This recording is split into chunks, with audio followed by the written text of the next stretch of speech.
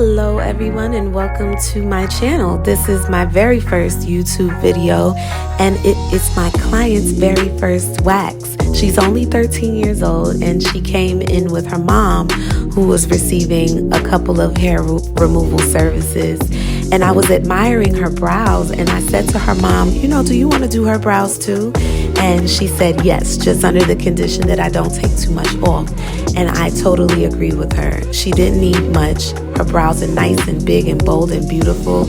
And I just did a quick cleanup of the excess hairs that surround the brows and just a little bit of the trimming of the hair length so that we could reduce the bushiness of the brows. I like them bushy, but just not too bushy. I also didn't go too close with the wax to the definition. I didn't want them to appear too defined. Manicured, but just not super defined. Because like I also said, she's 13 years old, so you don't want that. Now, I remember getting my first wax. I was about the same age. And it was pretty awful. Like, the lady was not nice. She took way too much hair off. And it hurt, and that's the type of service that you're going to want to avoid.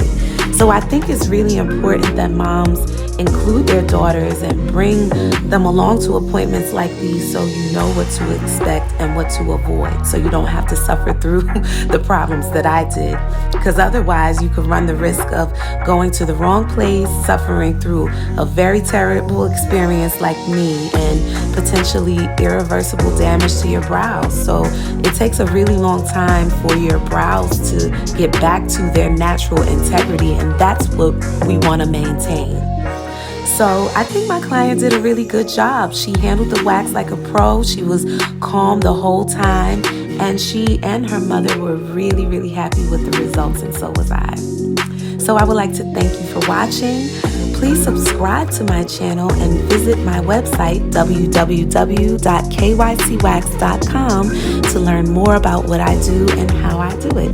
Thanks, guys. See you later.